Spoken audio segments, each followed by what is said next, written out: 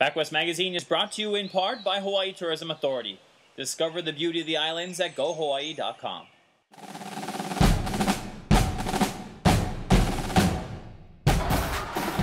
We'll hit the hardwood to check out the exciting races and PacWest hoops with stops in Hawaii and California. We'll also meet some of the talented student athletes that call the PacWest home, including an AP women's basketball player born and raised in the Philippines, and a 6'10" BYU-Hawaii post player rocking the rims in Laie. Aloha and welcome to the latest edition of PacWest Magazine from the campus of BYU-Hawaii on the North Shore of Oahu. The Seasiders have one of the most successful athletic programs in the country, having won multiple national championships. The BYU-Hawaii men's basketball team made it all the way to the national championship game just 2 years ago with players from all over the globe. Let's go check out this year's Seasider squad in action right now. Holy Names University made its first appearance in the Cannon Activity Center as conference mates with home team BYU-Hawaii. The Young Hawk squad from Oakland, California faced a daunting task in taking down the bigger, more experienced Seasiders, perennially featured among the nation's best men's basketball teams. And in the first half, BYU-Hawaii dominated Coach Omar Vasquez's squad both inside and out, utilizing not only their superior height, but quickness and range. The Seasider offense featured its usual mix of American as well as international talent, with Weber State transfer Pablo Coro from Chile leading the attack. Coming off the bench to lead BYU-Hawaii in scoring tonight was redshirt freshman BJ Ford, who shot an outstanding 6 for 10 for the three-point line, including this tray to put some distance on the visitors. Another new face in the lineup was big man DeAndre Medlock, the 6'10" junior transfer from Fresno, California, who, like Coro, played Division I basketball himself, and he was a force in the paint all day. Here, Medlock and his teammates run Coach Ken Wagner's offense to perfection, with Coro finding Medlock for the big, uncontested jam.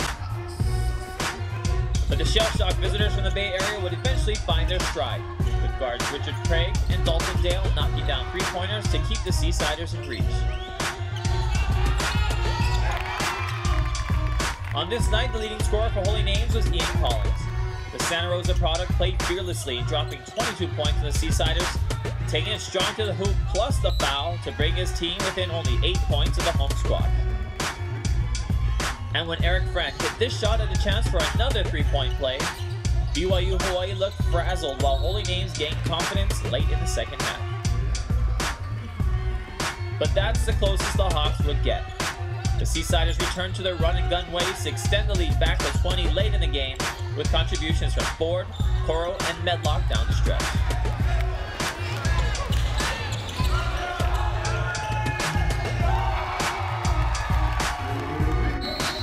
Despite the never-give-up play of the visitors, BYU-Hawaii would go on to defeat Holy Names by a score of 94-75. Well, it's a good win. I thought they played really hard, shot the ball well, and, I thought we played well, but we were kind of up and down. And, one of the things we need to do if we want to be as good as we can be is to play more consistently. And, we've had a hard time doing that, but I think we're getting closer and have a bunch of great kids with great attitudes. So hopefully we'll put it together soon where we really play consistently. Hitting the big shots for the Seasiders were its newcomers Ford and Medlock. Ford, the hot shooting guard from Payson, Utah, led all scorers with 25 points. Well, I just went in, wasn't really thinking about it, just went in and shot. The teammates made good passes and everything. I just shot the ball and didn't think. BJ, is one of the best shooters. I've seen, I actually coached his father. We have 3 players on our team where I coached their father, and so that's kind of fun. But BJ's one of them, and you leave him open, and he usually doesn't miss. While Ford's path to BYU-Hawaii mirrored many of those that came before him, Medlock's route was a little more circuitous. But the Central Cali product has found a home as a force in the PacWest. To tell you the truth, I just see red. It's just attack the basket, attack the basket, attack the basket. So if I have a wide open look, I'm not going to overlook it. So just go strong to the hoop, make a big play, give the team points. As you can see, I'm built more like a forward, but as I was taught in school, like I've always just been the back to the basket guy. Go get the rebound, block out, like back to the basket, do a little baby hook. So I'm a little old school. I was bouncing around a little bit. When I first got recruited, I went to UC Davis. Then I transferred to Fresno City College, and then I transferred back here. I went to BYU-Hawaii because it's a really good school. It can teach me some values here, and I just like the team and just everything that the program's about. What is it like living in Hawaii for you? It's different from Fresno, the Central Valley. It's really tropical here. There's beaches everywhere, so it's a different look. As the season winds down, the Seasiders are positioned to achieve a spot in the first ever PacWest Basketball Tournament Championships. But these players know just making the postseason won't be enough, especially for a team just 2 years removed from the national championship game. It's tough. It's very good competition. You have to bring it every night. I mean, it's not easy, and us being so far away. The road games are long trips. You got to be ready to play every game because every team can win it really in this conference. Personally, for me as a player, I like the pressure to win and succeed, so that gives me an extra little boost whenever I just try and practice going hard every single day, just bringing it. The BYU-Hawaii Seasiders, just another year in search of a championship in the PacWest.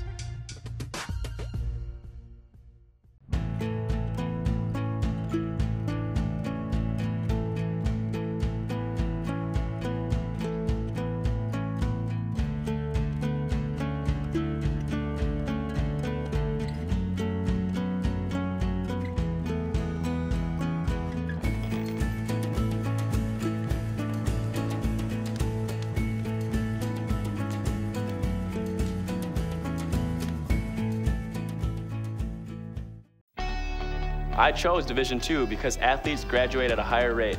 I can stay closer to home and be an important part of the community. I chose Division II because I can double major And take part in campus activities. I chose Division II because classrooms are smaller. Students have more time with their instructors. And I can compete for a national championship. I chose Division II for all these reasons and more. I chose Division II.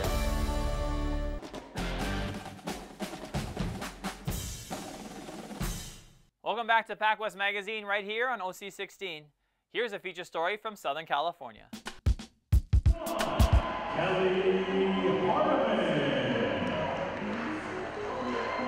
Perhaps it shouldn't have been such a surprise that freshman Kelly Hardeman felt so comfortable when she hit the basketball court in her first season at Azusa Pacific University this year. Perhaps it shouldn't have been such a surprise that the 6-foot forward became one of the Cougars' leading scorers right from the get-go. The reasons for this come from Hardeman's family lineage. Her father was a top college basketball player himself, and her grandfather was a former collegiate head coach who coached most all of his Hardeman sons. One of those that Granddad Hardeman coached was TJ Hardeman, Azusa Pacific University's veteran head women's coach, who led the Cougars to an NAIA national title back in 2011, and who also happens to be Kelly's uncle. Hardeman and Hardeman have become quite a story in Azusa this year. She really distinguished herself in our conditioning, in our lifting, in our preseason by saying, yeah, I'm going to be in that top group. I'm going to be in the top of the running. I'm going to shoot. She did work so hard that when it did become evident that she's really good, there was no question of, well, you're just playing because your uncle's the coach. Like, you're playing because you're fast and quick, you can shoot and do all these things. But that was, she really had to earn that. But then there's also that trust that, I don't know, I think probably any parent or relative feels when one of your relatives is doing well. It's like, well, that's just a little special blessing on top of it all.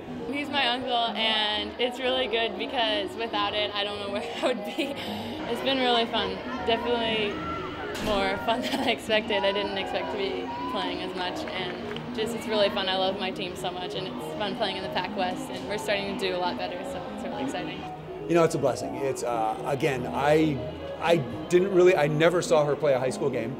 I told my brother, hey, make sure you work on this. I saw her play a little bit this summer. She came back and played with her family and different things, but it's like, well, and Todd said, yeah, she definitely played. My dad's was a college All-American at Westmont and is over there also and watched her. They all said, hey, she can play, she can play. And so I said, all right, I'll trust you guys. And boy, she really can play. We're excited to see that she's producing like she is as a freshman. Kelly Hardeman was not highly recruited out of high school, primarily because she didn't play in the States. Kelly was born and raised in the Philippines, where Coach TJ himself also lived for a great deal of his childhood, as their family were connected with the church. Kelly shared a number of photos from growing up in the Philippines, thousands of miles away from where she would eventually go to college. It was really a blessing. I think that I would have turned out very different if I hadn't grown up there. And just the people I was surrounded with and the community I was in was just really great. And my dad helped me with basketball and everything, and I had great coaches there too. Well, my dad and mom went to the Philippines in 1958 when I was 2 years old, and they've been there ever since as missionaries. So I grew up there. Kelly's dad grew up there. I mean, our whole family grew up there.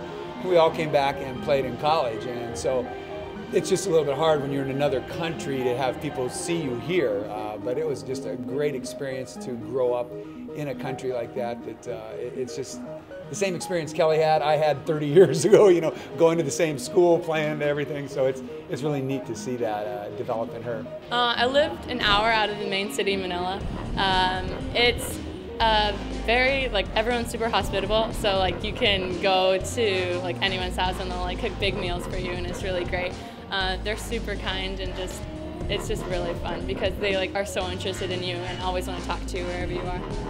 Living in the Philippines was a joy to the Hardemans, and they embraced every bit of the culture, including the food. Balut was the main one. It's just like boiled chick, but that's what I ate. And also they like put pigs on like the skewer, and you just like eat it there, so like the head's there, and it looks kind of nasty. So it's called lechon. You know, she said balut, and I was saying I ate balut every night from about 2nd grade to 6th grade. Had no idea really what it was. Balut, for those of you that don't know, is a duck egg that at 21 or 22 days it hatches. At 20 they boil it, and then you just break it out and eat it. I've seen people lose Fear Factor, Survivor, all kinds, because they can't eat it. I cried every night, and they have a guy walking down the street who goes, balut, balut, that's selling it. I was like, Mom, I want balut. When I came back later, I've been back there a couple times, and they go, TJ, you want some more balut? I'm, that's okay, I had my fill when I was a little kid. But I think that's why I'm so healthy, though, is I ate so much balut as a little kid. From the Philippines to Azusa, California, the Hardemans are making a huge impact on their campus. And with Kelly Hardeman, don't be surprised if she becomes a major star in the PacWest over the next few years.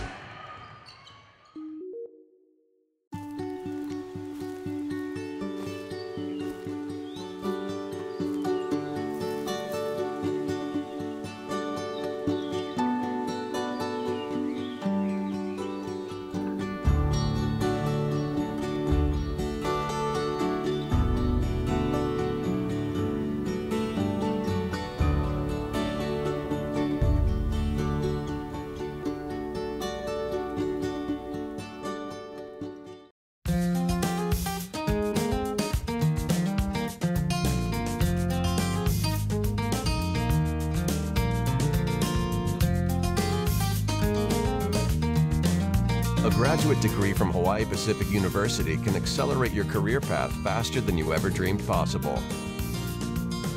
Doors will open, you'll go further, and ultimately, achieve a higher level of success. Hawaii Pacific University. Get where you want to go. It doesn't look like your average university, because it isn't. Just 12 miles from San Francisco is an urban oasis where students go beyond the classroom, helping businesses become sustainable, fighting breast cancer, athletes who excel and serve the community. And here, you don't just study history, you help make it.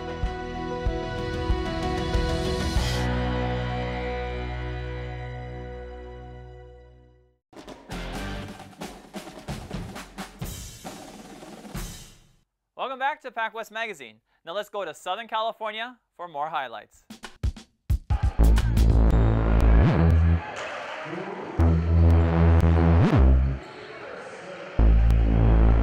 Winning streaks sometimes hinge on a fortunate bounce or a big play. And such was the case for Grand Canyon University when they traveled to San Diego to do battle with PacWest newcomer Point Loma in early January. The Antelopes had just picked up their 12th victory in a row just a few nights before. All PacWest forward Braylon Pickrel vividly remembers his last-second shot at California Baptist, a long shot that bounced off the glass and helped lead GCU to an eventual win in overtime. It wasn't even an end of the buzzer normal play that we would use. It was one of our plays we just call Horns X. Essentially, I just set a ball pick, and it's pretty much a pick and pop for me, but they also set a flare screen for me just to kind of help me get open. And that was the exact play call. The bank probably wasn't part of the play call because it definitely did not go in clean. But I shot with confidence. It didn't come off the hands right, but got a good bounce and went in and went to overtime and were able to take care of Cal Baptist. That big road victory would mean the Antelopes would be going for 13 wins in a row at Point Loma, a streak that was the school's best for nearly 2 decades. The home team Sea Lions played a deliberate offense and kept the game close throughout most of the first half. But eventually Grand Canyon would take it up a notch, opening up a close game and stretching the lead at halftime to 9 points. The Antelopes were up 32-23 at the break. In the second half, GCU came out on fire, pushing the lead to double digits. Midway through the second half, that lead went up to 15 points, then 20, and eventually 22 points.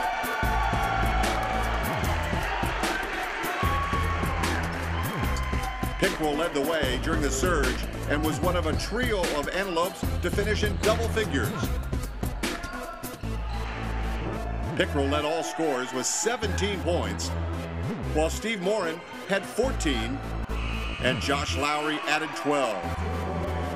But the Sea Lions would not go away quietly. Point Loma chipped away and battled back to pull within single digits with about 4 minutes to go. Grand Canyon had to regroup to finish out the victory, and they did just that. The final score read GCU 63, Point Loma 51. The 13th straight victory means Grand Canyon was off to its best start in 16 seasons. Well, you get 2 wins. It's a good road trip.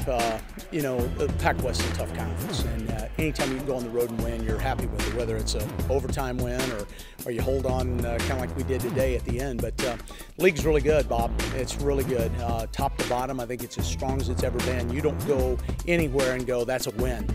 And I think it bodes well for, you know, hopefully postseason play for a number of teams, and we certainly would like to be in that mention.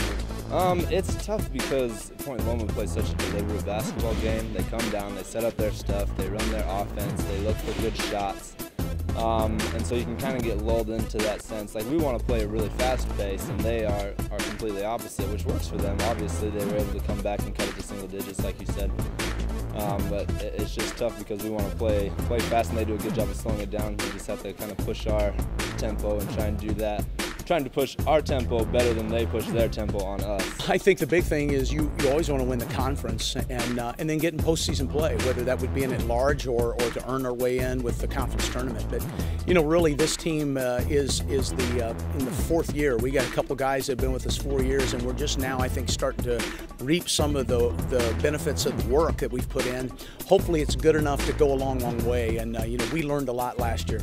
We want to win it all, and can't really say that if we don't, then our season was a failure, because there's a lot of other things that will go into it. But we feel like we have the talent to win the PacWest, win the PacWest tournament, win the national championship. Obviously, a lot easier said than done. There's a lot of really good teams out there, even in our conference. Then the GNAC is real tough, and some other California teams are real hard to beat.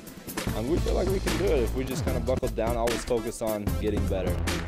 Grand Canyon went to the NCAA Regionals a year ago and hopes the postseason is in its future this season too. Its final year in the PacWest and Division II. The Antelopes are still in the conference title hunt and should be one of the top seeds for the upcoming PacWest tournament in March when they come back to Southern California at Azusa.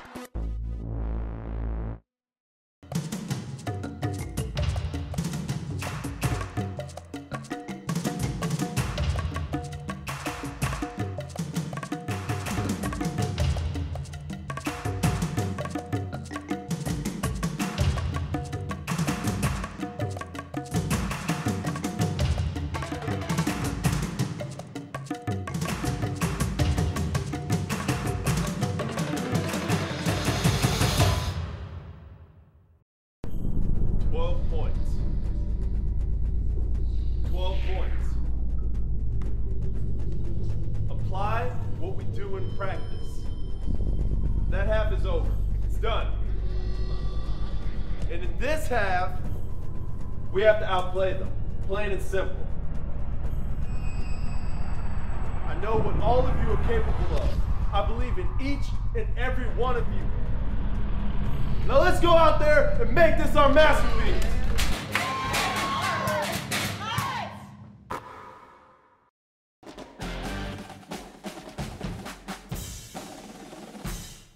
Welcome back to PacWest Magazine right here on OC16. And here's a feature story from Hawaii.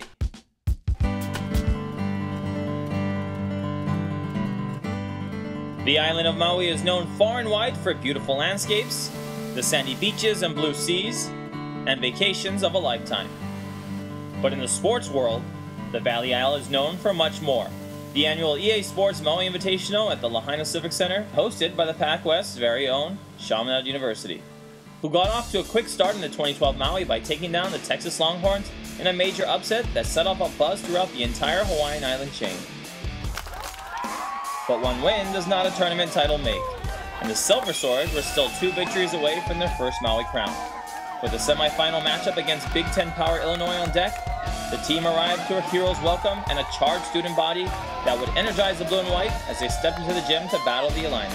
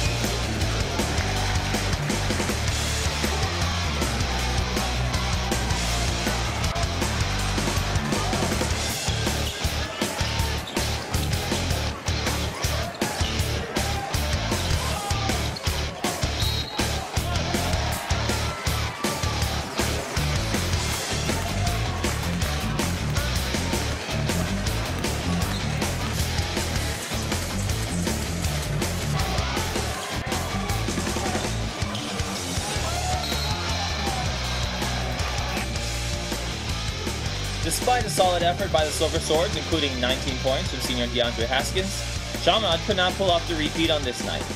especially against an Illini squad that shot nearly 50% from the field, knocking down 11 three-pointers along the way. We're amped up to play this game also. We just came across a really good team. They know how to play defense too. We had a harder time than we've ever had getting into the paint and creating things. We had 10 turnovers in the first half, and a lot of it was from penetrating, and sometimes we lose our balance or just lose the ball. He's a good coach. That's why he is where he is. But they can get after it defensively, and on the other end, they're like instant offense. I honestly, personally, I need to look for my teammates more. You know, especially on that dribble drive. They were open. They were open a lot of times because they were, keen on me because what happened yesterday. And I got to do a better job of driving and kicking and looking for my teammates, and that's all around. So that's for me personally. But they're a good defensive team, and you saw the outcome. Despite its finish in the Maui, Chaminade has bounced back to have an outstanding year in the conference season. The Swords are currently in position to receive a high seed entering the PacWest Basketball Tournament Championship in March, with the hunger and desire to bring the trophy back to Honolulu. Check us out at thepacwest.com to track Chaminade, as well as all 14 conference basketball teams as the season winds down. It's going to be another fast and furious race to the finish in the PacWest. When you're transferring colleges, there is a lot of work involved. With Notre Dame, it was totally different. They were really hands-on. The admissions office even knew me by name.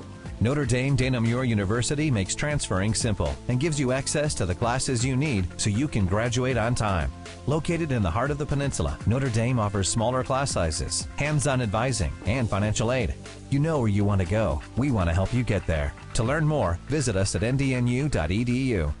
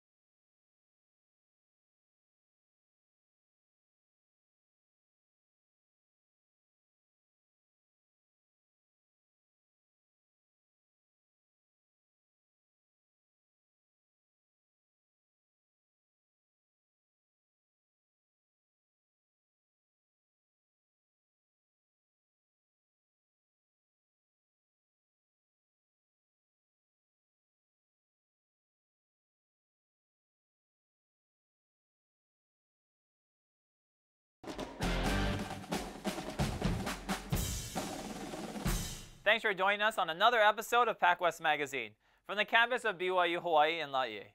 Mahalo to Travis Cameron and his great team for helping us put together another awesome show. Come visit us on the web at thepacwest.com for all the latest news and information about the Pacific West Conference. For Bob Hogue, I'm Wayne Cueto.